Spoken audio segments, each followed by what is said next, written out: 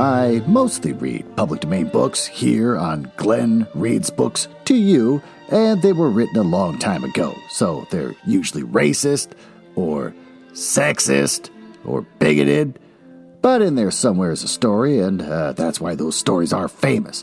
Other times, I read works from independent authors, and they're delightfully not racist, but they might have adult language or adult situations, like, making sex.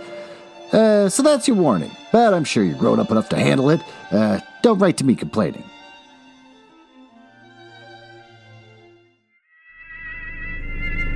So I told her that's why we got divorced. Not the reason why you think the real... God, you scared the hell out of me. You're awake.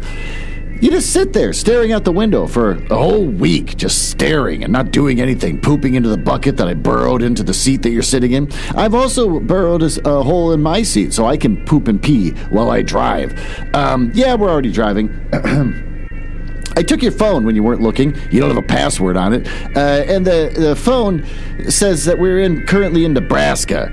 There's nothing in Nebraska, so I don't think there's going to be any kooky bits or fun little things that I do in this episode because there's a huge chapter with a lot of pages we got to get through, and we're going through Nebraska, so there's no reason to stop anyway. So welcome to the Glenn Reads Gothic Books to You while driving in his car podcast.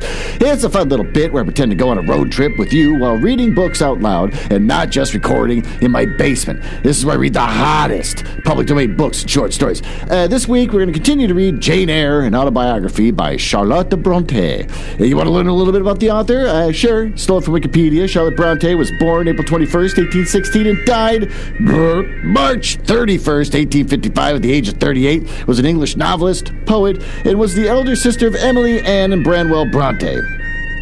Want to hear some fun facts I stole from mentalfloss.com? Sure you do. Before Charlotte Brontë created Mr. Rochester, there was the Duke of Zamorna. There, I said it. As a child, Brontë made tiny books with her brother Branwell, and they called The History of Young Men. They were based on toy soldiers that Branwell received for his 9th birthday. The children loved these soldiers and made up elaborate worlds surrounding them. Charlotte's invention was the Alfred the Duke of Zamora. The petulant, Byronic character with an illegitimate child from an affair. All characteristics he shares with Rochester. The British Library says that, quote, the Duke of Zamora can be seen as a precedent for Rochester and Jane Eyre. That wasn't interesting. When's the grandfather clock going to go off in the trunk of the car telling me when to shut up? All right, I'll read another one. Love triangles in Charlotte Bronte's life inspired one in Jane Eyre. When Jane discovers that Rochester is married to Bertha Mason, she leaves him rather than commit bigamy. In real life, not only was her younger brother Branwell Brontë having an affair with a married woman, Charlotte herself had fallen in love with a married professor named Constantine Hager. The crush was unrequited. Hager even tore up the love letter, we learned this earlier, and she wrote him, but the situation may have been inspired aspects of Jane Rochester's relationship, as well as Charlotte's third novel, Villette. She has a third novel called Villette. My God, when's the grandfather clock going to go off? I gotta keep reading this crap. Charlotte Brontë was forced to apologize to her cruel schoolmaster.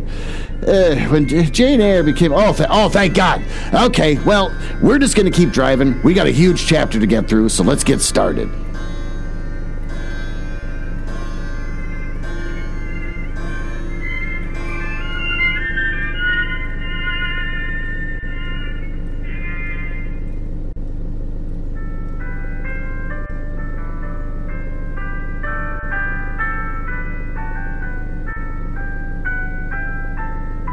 Well, there you go. Once you get yourself settled, we're just gonna chill out here as you hold the steering wheel and I read this book.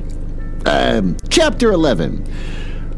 A new chapter in a novel is something like a new scene in a play. And when I draw up the curtain this time, reader, you may fancy you see a room in the George Inn at Millicote. Wow, so she's talking to us directly.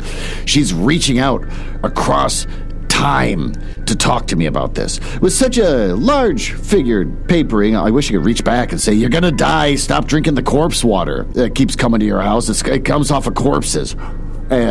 Such a carpet, such furniture, such ornaments on the mantelpiece, such prints, including a portrait of George III and another of Prince of Wales, and a representation of the death of Wolfe.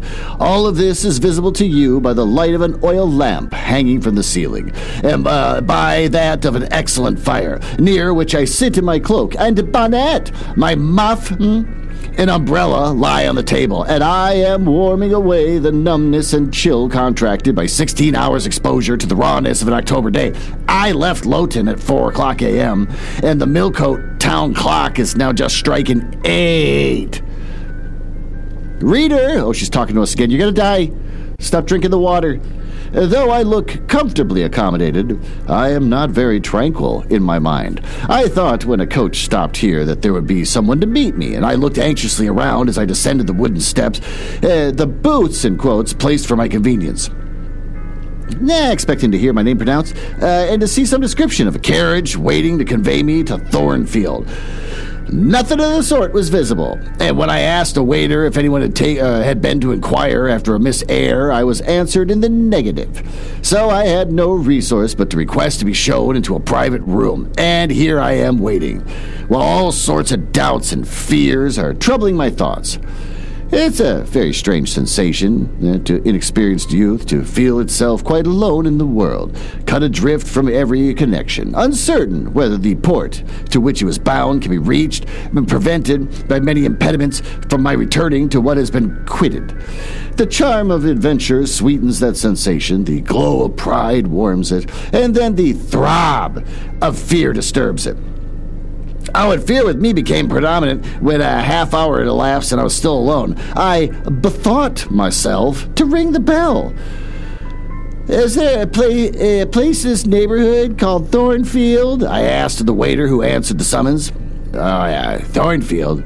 I don't know, ma'am. I'll inquire at the bar. It's probably where he hangs out all the time anyways. He vanished, but reappeared with a drink in his hand instantly. Is your name Eyre, miss? Yes.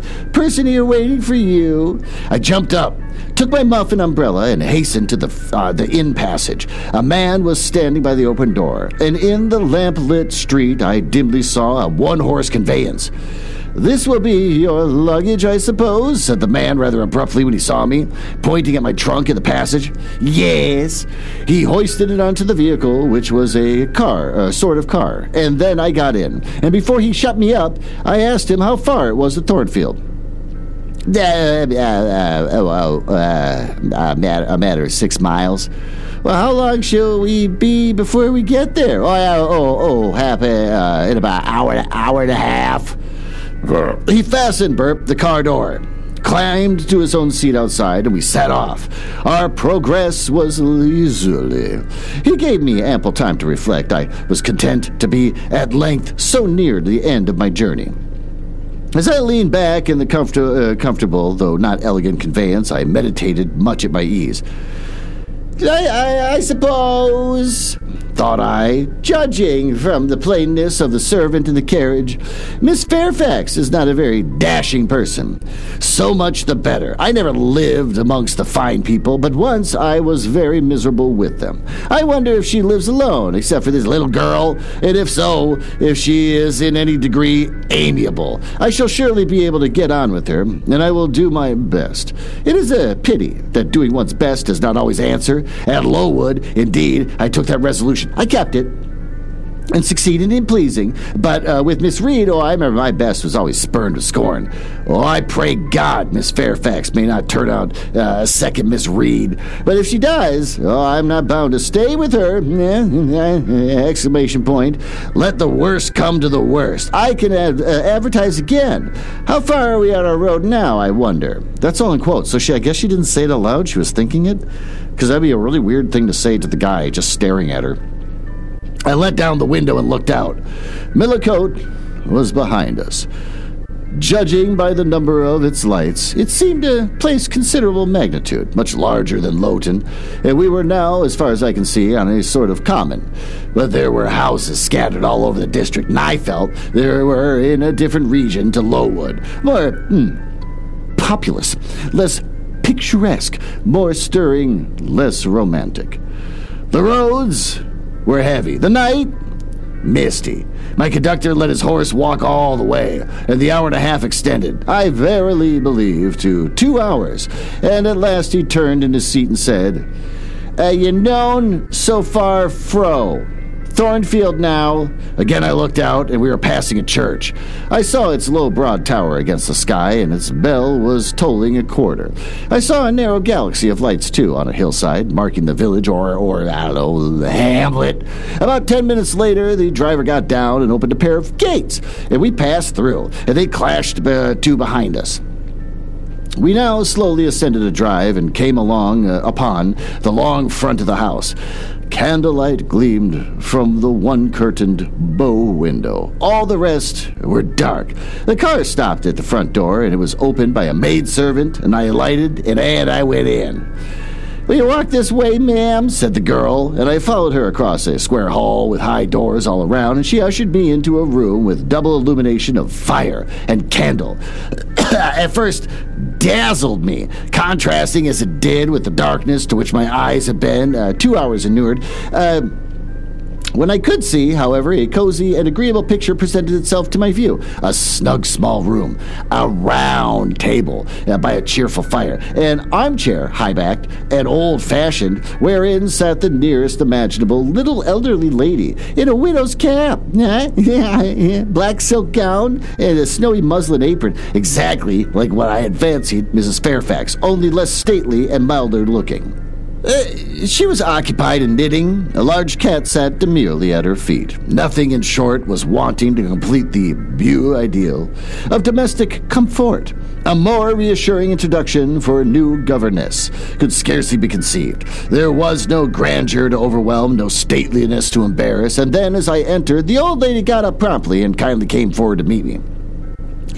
"How do you do, my dear? I'm afraid you have had a tedious ride. John drives so slowly. Oh, you must be cold. Come to the fire." "Miss Fairfax, I suppose," said I. "Yeah, you're right. Do sit down." She conducted me to her own chair, and then began to remove my shawl and untie my bonnet strings, and I begged that she would not give herself so much trouble. Oh, it's no trouble. I dare say your own hands are almost numbed with cold. Leah, make a little hot negus, whatever that is. We're going to look that up. What the hell's a hot negus? God, I hope it's not racist. It's going to be racist, isn't it? A hot drink or port, sugar, lemon, and spice. Okay, guess it's not racist. Hot negus, and cut a sandwich or two. Here are the keys to the storeroom. And she produced from her pocket a most housewifely bunch of keys and delivered them to the servant. Now, draw near to the fire, she continued. "And you brought your luggage with you, haven't you, my dear?" "Yes, ma'am." "I'll see it carried to your room," said she, and she bustled out. "She treats me like a visitor," thought I. This is in quotes, so I hope she's not saying it out loud. Because that'd be weird if she just stares her dead in the face and goes, "She treats me like a visitor," thought I. I little expected such reception, I can say it. I anticipated only coldness and stiffness. This is not like what I have heard of the treatment of a governess, but I must not exult too soon. As she returned, with her own hands, cleared her knitting apparatus and a book or two from the table to make room for the tray which Leah now brought, and then herself handed me in the refreshments. I felt rather confused at being the object of more attention than I had ever before received, and that too shown by my employer, the superior, but as she had herself seemed to consider that she was doing anything out of place, I brought it better to take the civilities quietly. "Shall I have the pleasure of seeing Miss Fairfax tonight?" I asked, when I had partaken of what she offered me. "What did you say, my dear? I'm a little deaf," returned the good lady, approaching her ear to her mouth. Approaching her ear, to my mouth. That's weird. Shoves her ear in your face. I repeated the question more distinctly. "Miss Fairfax, do you mean Miss Varens?" "Varens is the name of your future pupil." "Indeed. Then she is not your daughter?" "No, I have no family."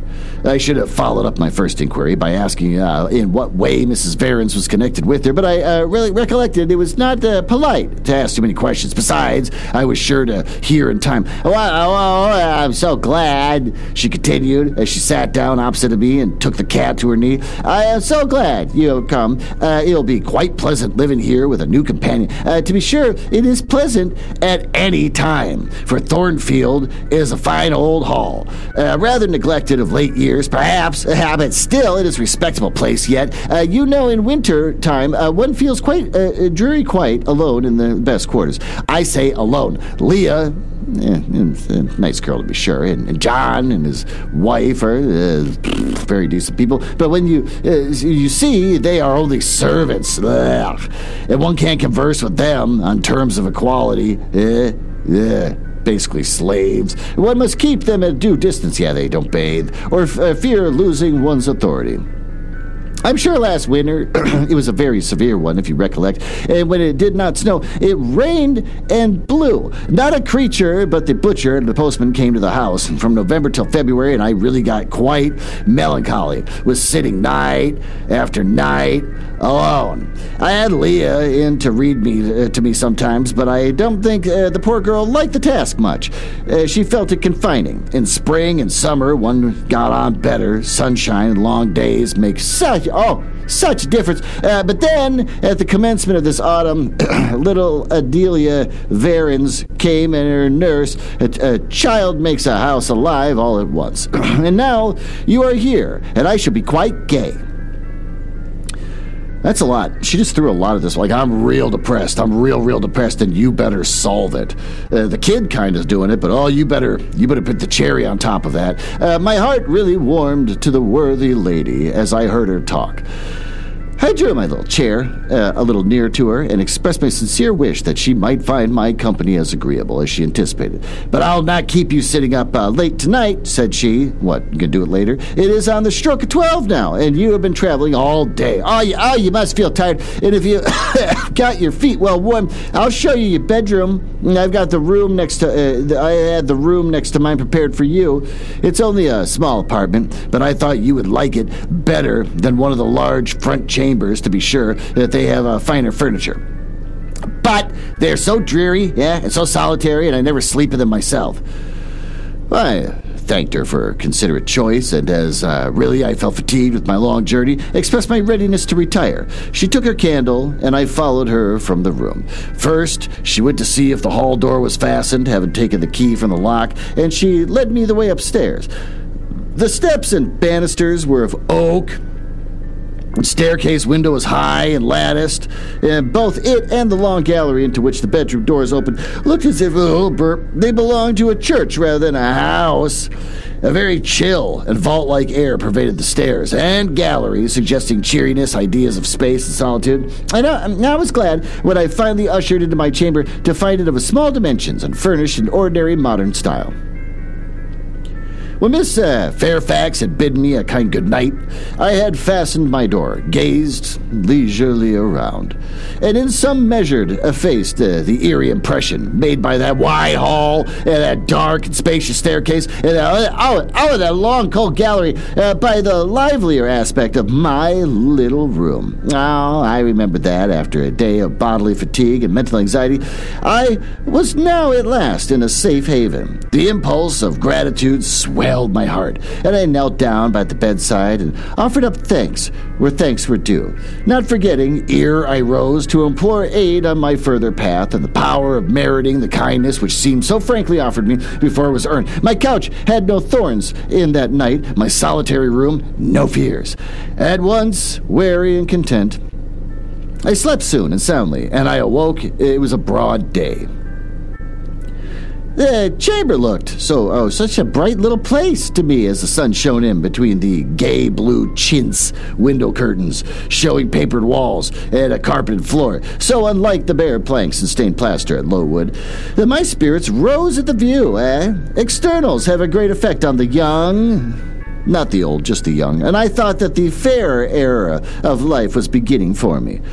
One that was to have its flowers and pleasures, as well as its thorns and toils. My faculties, roused by the change of the scene, the new field offered to hope, seemed all astir. I cannot precisely define what they expected, but it was something pleasant, not perhaps that day or that month, but an infinite future period. I rose, dressed myself with care, obliged to be plain, for I had no article of attire that was not made with extreme simplicity, and I was still by nature solicitous to be neat. It It was not my habit to be disgraceful of appearance or careless of impression I made. On the contrary, I ever wished to look as well as I could and to please as much as my want of beauty would permit. I sometimes regretted that I was not handsomer. I sometimes wished to have rosy cheeks. God, or a straight nose. Oh, God, a small cherry mouth. I would love to have a small cherry mouth. I desired to be tall, stately, and finely developed in figure. Talk about like a big butt. I felt it a misfortune that I was so little, so pale, and had features so irregular and so marked, and a flat butt. And why had I these aspirations and these regrets?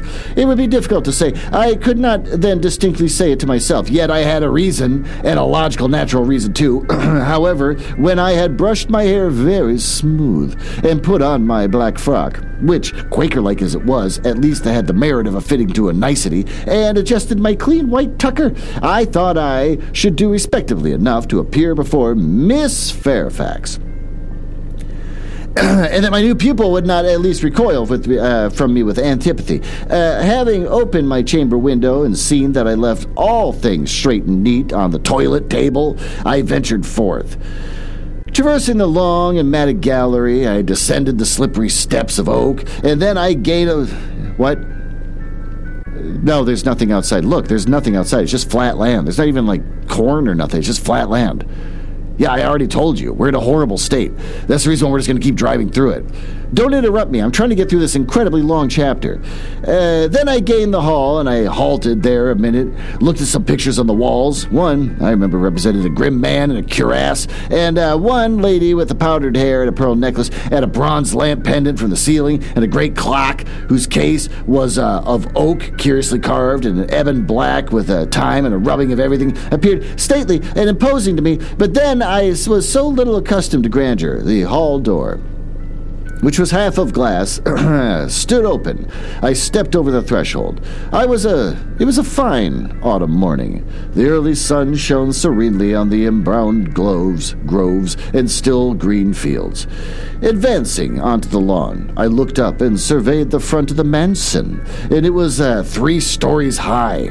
Of proportions, not vast, though considerable. A gentleman's manor house, not a nobleman's seat. Battlements around the top and give it a picturesque look. Its gray front stood out well from the background of a rookery, whose cawing tenants were now on the wing. Oh, and they flew over the lawn and grounds to alight on a great meadow, and from which these were separated by a sunk fence, where an array of mighty old thorn trees, strong, knotty, and broad as oaks, at once explained the etymology of the mansion's designation. Farther off, were hills, not so lofty as those around Lowood, or nor so craggy. We remember those. Boy, those are craggy. Nor so like barriers of separation from the living world, but yet quiet and lonely hills enough, and seeming to embrace Thornfield with a seclusion I had not expected to find existence so near the stirring locality of Millicote. A little hamlet whose roofs were bent with trees straggled up the side of one of the hills, and the church of the district stood near Thornfield of its old tower top, looked over Knoll between the house and gates. I was yet enjoying the calm prospect and pleasant fresh air, yet listening with delight to the cawing of the rooks, yet surveying the wide, hoary front of the... What? No, I am not... we're still in the same state. That's the reason why everything looks so empty and barren around here. No, there's nowhere to stop. And if you gotta pee, just pee in the bucket. There's a bucket right underneath your butt. Stop interrupting, or else we're never gonna get through this chapter. It was lonely for a little dame like Miss Fairfax to inhabit when that lady appeared at the door. "What? Out already?" said she. "I see you are an early riser." And I went up to her and was received with an affable kiss. Why is everyone kissing each other? And shake of the hand. "Well, how do you like Thornfield?" she asked. And I told her I liked it very much. "Yes," she said, "it's a pretty place, but I fear I'll be getting out of order unless Mr. Rochester would like to take it into his head to come and reside here permanently, or at least visit it rather oftener. Great houses and fine grounds require the presence of the proprietor." "Mr. Rochester," I exclaimed. "Who is he?" "The owner of Thornfield," she responded quietly. Do you not know? He was called Rochester." Well, of course it did not. I had never heard him before, but the old lady seemed to regard his existence as a universally understood fact with which everybody must be acquainted by instinct. I thought, I continued, Thornfield belonged to you. What? No, we're still in Nebraska. I know, it's boring. None of us like it. You know what? Let's break things up a little bit. Why don't we talk about the latest upcoming books from Penguin Random House while we continue to drive, no, we're not pulling over, pee in your bucket, and just enjoy the latest upcoming book? What? You think the music's going to change or there's some little bit I'm going to do? There's no bits. This is a long chapter. We got to get through it. So we're just going to keep driving through Nebraska because there's nothing to stop and do. And we're just going to get through this. So we're going to learn about Naughty, the anniversary edition. Oh, God. 20-year anniversary edition. It's book 1. Mother of pearl. Urban Books is bringing back Brenda Hampton's beloved romance series Naughty for a special anniversary edition. Return to the world of wealth, lust, and true love. Jalen Jerome Rogers, an investment broker worth millions, lives in a high-class life with plenty of women to share it with. Nestled in his lavish home in Chesterfield, Missouri, he captures women with his wealth, charm, and 9+ inches of goodness. Jesus. And amazingly, looks good. Although his bed is never empty, his heart is. He feels nothing for the women who love him dearly and continue to search for the perfect one. When Scorpio Valentino, an attractive, what kind of name is that? Seductive and charming woman, saunters into his view. Oh, she offers Jalen a life of altering changes. Her intention is to make his life a living hell. However, Jalen is not about to take the fall. Surprisingly soon, love presents itself. Not for the women in Jalen's life, but for the experience of love through becoming a father to Scorpio's 5-year-old daughter, Mackenzie. Oh, she's his guardian angel, and is there for Jalen through the tough times he's bound to face. That's Naughty, the anniversary edition by Brenda Hampton, is for $18.95, available on March 31st, 2026. Amazon, Barnes & Noble, Books A Million, Bookshops, Walmart. Okay, well, we got nothing else going on, so why don't we just get back into the story? Well, back at it. No, we're not taking any breaks. Nothing fun happens in this episode, so just get used to it. It's a long chapter. Actually, I kind of wonder if the rest of the chapters are going to be like this. I've noticed when I read all these old books that they start out real short and punchy, and I'm like, oh, this is going to be easy. But then by the time you get to the halfway point of the book, it's like the chapters are like 50 pages long. Why? I have no idea. What did you say? I thought I continued. Thornfield belonged to you. To me? Oh, bless you, child. What an idea. To me. I am only the housekeeper, the manager. To be sure, I am distinctly related to the Rochesters by the mother's side, or at least my husband was. He was a clergyman, incumbent of Hay, that little village yonder on the hill, and that church near the gates was his. The present Mr. Rochester's mother was Fairfax, and a second cousin to my husband, but I never presume on the connection. In fact, it is nothing to me. I consider myself quite in the light of an ordinary housekeeper. My employer is always civil, and I expect nothing more. And the little girl, my pupil, exclamation point, not a question apparently. She is Mr. Rochester's ward. Oh, he commissioned me to find governess for her. He intended to have her brought up in Shire, I believe. Oh, it's the big long M-dash Shire. I hate when they do that. Just say what the name is, or make up a different name. Why do I gotta go blank Shire? I believe. Here she comes, with her Bonnie, as calls her nurse. The enigma then was explained. This affable and kind little widow was no great dame, but a dependent like myself. I did not like her the worse for that. On the contrary, I felt better pleased than ever. The equality between her and me was real, not the mere result of condescension on her part. So much the better. My position was all the freer. Now, as I was meditating on the discovery, a little girl followed by her attendant came running up the lawn. I looked at my pupil, who did not at first appear to notice me. She was quite a child. Perhaps, 7 or 8 years old. Slightly built, gross, with a pale, small-featured face, and a redundancy of hair falling in curls to her waist. Gross. "Good morning, Miss Adelia," said Mrs. Fairfax. "Come and speak to the lady who is teach you, and I shall make you a clever woman some day." She approached. "C'est la gouvernante." Christ, French, she said, pointing to me and addressing her nurse, who answered, "Mais oui, certainement." "Are they foreigners?" I inquired, amazed at hearing the French language. The nurse is a foreigner, and Adelia was born on the continent, and I believe never left it till within 6 months ago.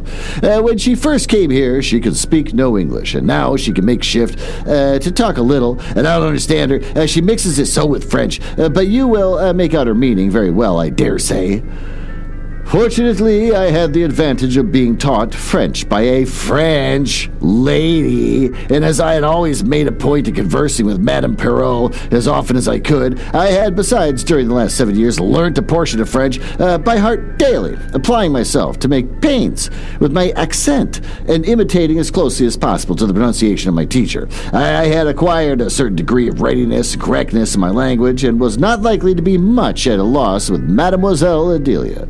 And she came and shook hands with me, surprised they're not kissing, and then she heard that I was her governess, and as I led her into breakfast, I addressed some phrases to her in her own tongue. She replied briefly at first, but then after we were seated at the table, and she had examined me some 10 minutes with her large hazel eyes, she suddenly commenced chatting fluently. "Ah!" cried she, in French. Is there a French way of saying "ah" that I don't know about? "You speak my language as well as Mr. Rochester does, and I can talk to you as I can from him, and so can Sophie. She will be glad that nobody here understands her. Madame Fairfax is all English. Sophie is my nurse, and she came with me over the sea in a great ship with a chimney, that smoked. Oh, and how it did smoke! Exclamation point. And I was sick, and so was Sophie, and so was Mr. Rochester. Mr. Rochester lay down on a sofa in a pretty room called the salon, and Sophie and I had little beds in another place, and I nearly fell out of mine. It was like a shelf, and Mademoiselle, what is your name? Eyre. Jane Eyre. Eyre? Bah, I cannot say it. Well, our ship stopped in the morning, and before it was quite daylight, at a great city, a huge city, with very dark houses and all smoky, and not like that pretty clean town I came from, and Mr. Rochester carried me in his arms over a plank to the land. Burp. And Sophie came after, and we all got into a coach, which took us to a beautiful larger house, larger than this, and finer, called a hotel. We stayed there nearly a week, and I, Sophie, used to walk every day in a great green place full of trees called the park. And there were many children there besides me, and a pond with beautiful birds in it that I fed, with crumbs. Can you understand her when she runs on so fast? Asked Miss Fairfax. Well, I understood her very well, for I had been accustomed to the fluent tongue of Madame Perrault. "I wish," continued the good lady, "you would ask her a question or two about her parents. I wonder if she remembers them."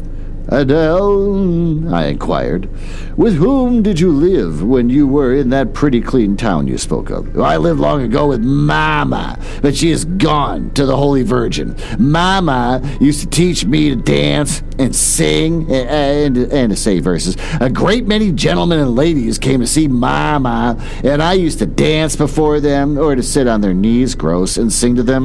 Weird. I liked it. Shall I let you hear me sing now?" She had finished her breakfast, so I permitted her to give a specimen of her accomplishments. Descending from the chair, she came and placed herself on my knee. What's with the sitting on people's knees and singing to them? Then, folding her little hands demurely before her, shaking back her curls and lifting her eyes to the ceiling, she commenced singing a song from some opera. It was the strain of a forsaken lady who, after bewailing the perfidy of her lover, calls pride to her aid and desires her attendant to deck to her in her brightest jewels and richest robes, and resolves to meet the false one that night at a ball, and prove to him by the gaiety of her demeanor how little his dissertation affected her. The subject seems strangely chosen for an infant singer, but I suppose the point of the exhibition is in hearing the notes of love and jealousy warbled at the lisp of childhood. No, it sounds creepy. She's been trained to sing this while sitting on other men's knees by this mom. It's really gross. And in very bad taste at that point at least I thought so. Adele sang the cantonet tunefully enough, with the naivete of her age. This archive, she jumped from my knee and said, "Now, mademoiselle, I will repeat to you some poetry." This is going to be like dirty poetry. Assuming an attitude, she began, "La Ligue des Rats, Fable de la Fontaine," and then she declaimed the little piece with an attention to pronunciation and emphasis. Flexibility of voice and her appropriateness of gesture, very unusual indeed at her age, which she proved that she had been carefully trained. "Was it your mama who taught you that piece?" I asked. "Yes, I'm sure Mom taught her all that stuff, like go do this before the men. I gotta get these men excited about me." "Yes, and she just used to say it in this way.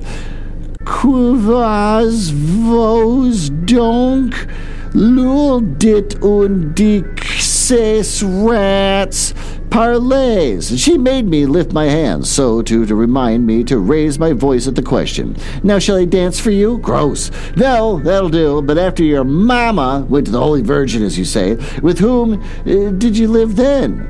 "With Madame Frederic and her husband. She took care of me, but it is nothing related to me. I think she is poor, for she had not so fine a house as Mama, and I was not long there. Mr. Rochester asked me if I would like to go and live with him in England, and I said yes, for I knew Mr. Rochester before I knew Madame Frederic, and he was always kind to me and gave me pretty dresses and toys. And you see, he has kept his word, for he has brought me to England, and now he has gone back again himself, and I never see him."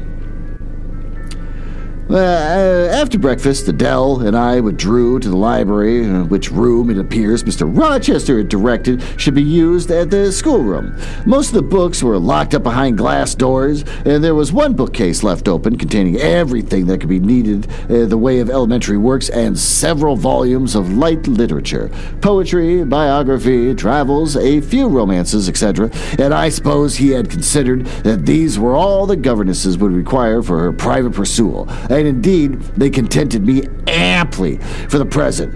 Compared with the scanty pickings I had now and then been able to glean at Lowood, I seemed to offer an abundant harvest of entertainment and information. In this room, too, there was a cabinet piano. Oh, wow, quite new, and of a superior tone. Also, an easel for painting, pair of globes.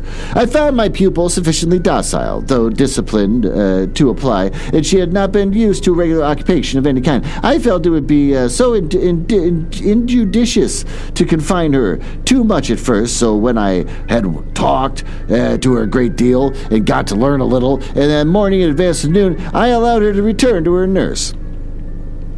I then proposed to occupy myself till dinner time in a drawing room with little sketches for her use. As I was going upstairs to fetch my portfolio and pencils, Miss Fairfax called to me. "Your morning school hours are over now, I suppose," said she, and she was in a room of folding doors to which stood open, and I went in. She addressed me. It was a large, stately apartment with purple chairs and curtains, a turkey carpet, walnut-paneled walls, and one vast window, which in stained glass and a lofty ceiling nobly molded, Miss Fairfax was dusting some vases of a fine purple spar, which stood on the sideboard. "Oh, what a beautiful room!" I exclaimed as I looked around, for I had never before seen any half so imposing. "Yes, this is the dining room. I have just opened the window to let in a little air and sunshine, for everything gets so damp in apartments, and they're seldom inhabited. The drawing room yonder feels like a vault." Well, she pointed to a wide arch corresponding to the window and hung like it with a Tyrian-dyed curtain, now looped up, mounting to it 2 broad steps, and looking through, I thought I caught a glimpse of a fairy place. So bright and so my novice eyes appeared to the view of the beyond. Yet it was merely a very pretty drawing room, and within it a boudoir, both spread with white carpets, on which seemed laid brilliant garlands of flowers, both sealed with snowy moldings of white grapes and vine leaves, and beneath which glowed in rich contrast crimson couches and ottomans, while the ornaments on the pale Parian mantelpiece were of sparkling Bohemian glass, ruby red, and between the windows large mirrors repeated the general binding of a snow and fire. In what order do you keep these rooms, Miss Fairfax?" said I. "No dust, no canvas coverings, except for the air feels chilly. One would think that they were inhabited daily." I miss Eyre.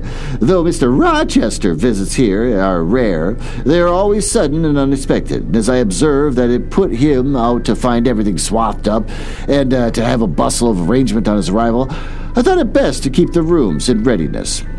Is Mr. Rochester an exacting, fastidious sort of man?" "Well, not particularly so, but he has a gentleman's tastes and habits, and he expects to have things managed in conformity to them. But do you like him? Is he generally liked?" "Oh, yes. The family has always been respected here. Almost all the land in this neighborhood, as far as you can see, has belonged to the Rochester's time out of mind. Well, but leaving this land out to the question, do you like him?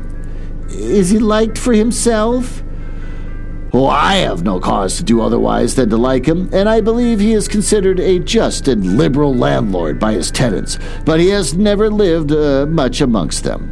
"But he has no particularities? What, in short, is his character?" Oh! His character is unimpeachable, I suppose. He is rather peculiar, perhaps. He has traveled a great deal and has seen a great deal of the world, I should think, and I dare to say he is clever, but I have never had much conversation with him." "In what way is he peculiar?" "Oh, I don't know. It's not easy to describe, nothing striking, but you'll feel it when he speaks to you. You cannot always be sure whether he is in jest or earnest, whether he is pleased or the contrary. You do not thoroughly understand him. In short, at least, I don't, but it is of no consequence. He is a very good master." This was all the account I got from Mrs. Fairfax of her employ. Oh, that was a weird burp. That was deep down inside and didn't come out. Of her employer and mine.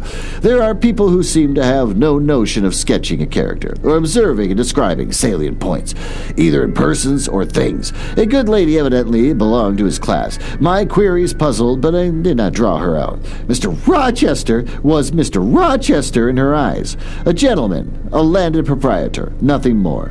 She inquired and searched no further, and evidently wondered at my wish to gain more definite notion of his identity. When we were left the dining room, she proposed to show me over to the rest of the house, and I followed her upstairs and downstairs, admiring as I went, for all was well arranged and handsome.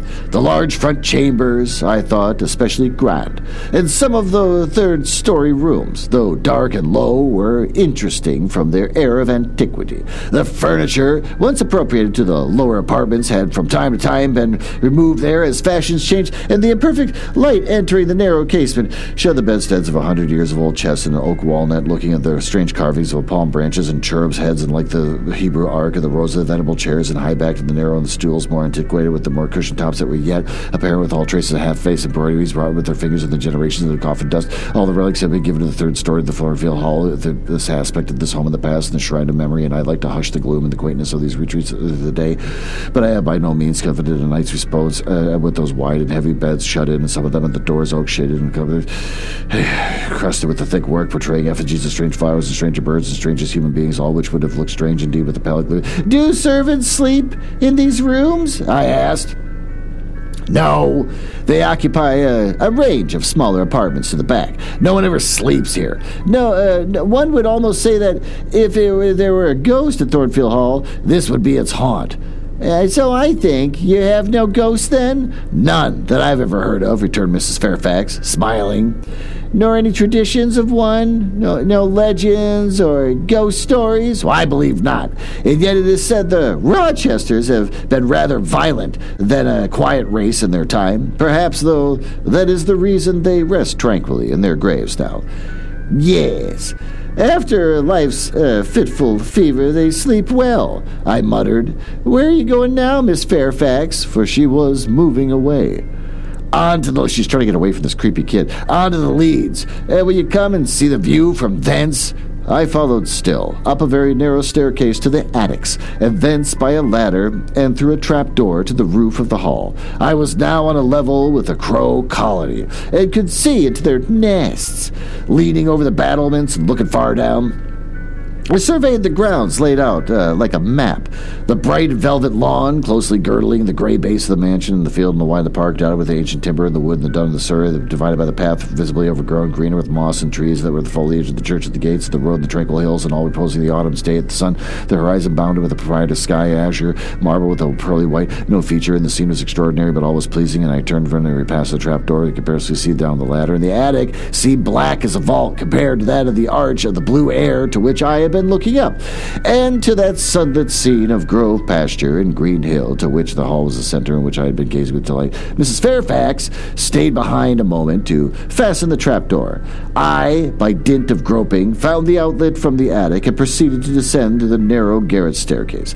I lingered in the long passage to which this led, separating the front and the back rooms of the third story, narrow, low, and dim, with only one little window at the far end, and looking with its two rows of the small black doors all shut like a corridor in some Bluebeard's castle. While I paced softly on, the last sound I expected to hear in so still a region, a laugh struck my ear. Oh, it was a curious laugh, distinct, formal, mirthless, thank God. I stopped, and sound ceased. Only for an instant. It began again, louder at first. I thought distinct, it was very low. It passed off in a clamorous peal that seemed to awaken echo in every lonely chamber, though it originated but in one, and I could have pointed out the door whence the accents issued. Mrs. Fairfax, I called out, for now I heard her descending the great stairs. Did you hear that loud laugh? Who is it? Some of the servants, very likely, she answered. Perhaps Grace Poole. Did you hear it? I again inquired. Yes, plainly. I often hear her. She sews in one of these rooms. Sometimes Leah is with her, and they frequently are noisy together. The laugh was repeated in a slow, symbolic tone, and terminated in an odd murmur. Grace! Exclaimed Miss Fairfax. I really did not expect any Grace to answer, for the laugh was as tragic, as preternatural a laugh as I had ever heard, and but that it was a high noon, and that no circumstance of ghostliness accompanied the curious cachinnation. Not looking it up, but that the other scene nor season favored her. I should have been superstitiously afraid. However, the event showed me that I was a fool for entertaining a sense of even of surprise. The door nearest me opened, and a servant came out. A woman of between 30 and 40. 30 and 40, that's a whole 10 years. A set, square-made figure. Red-haired, with a hard, plain face. Any apparition less romantic or less ghostly could scarcely be conceived. Too much noise, Grace, said Miss Fairfax. Remember directions. Grace courtesied silently and went in. She is a person we have to sew and assist Leah in the housework, continued the widow. Not altogether unobjectionable in some points, but she does well enough. Oh, by and by, she have got you on with your new pupil this morning? The conversation thus turned to Adele. Continued till we reached the light and cheerful region below. Adele came running to meet us in the hall, exclaiming, Mesdames, vos êtes servies, adding, I bien fait, moi. We found dinner ready and waiting for us in Miss Fairfax's room. Well, there we go. We finished that while driving the whole goddamn time. And so with that, what did we learn? Nothing. She got a new job. She met everyone. The house, in a lot of detail, is a pretty house. And that's kind of it. Kid speaks French. That's annoying. And so now that's the end of the story. So thanks for listening, and I guess I'll see you next week.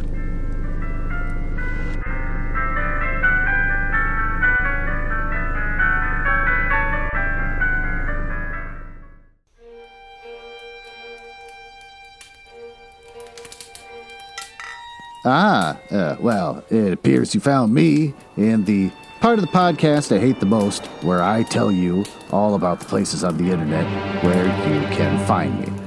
You can tell I hate this because of the sound effects making it sound like a stormy night in the drawing room of the damned. Now, are you cool? I like cool people. It's the reason why I got involved in this business to begin with, just to meet cool people, not losers. So if you're cool, feel free to go over to my website, nuzzlehouse.com. Don't bother looking for us on social media because we've given it all up after the election with how evil everyone is from Twitter and Instagram and Facebook. I shut it all down. But you can find us on Blue Sky, nuzzlehouse.bsky.com. I don't know. We got a Christmas album on our website, which we should do. Everyone should do when they get married, make a Christmas album. We got Just Stay in the Curious Mind, where we make paranormal smut, Masterpiece Auditorium review books, and Two Things, One Cup with Elton from Elton Reads a Book a Week. And since I think you might be cool, you can always just email me directly, glenn.nuzzles@gmail.com. But don't email if you're a nerdlinger or a dork. Now, back to business. I can't believe I drank all of them already. There's got to be one left.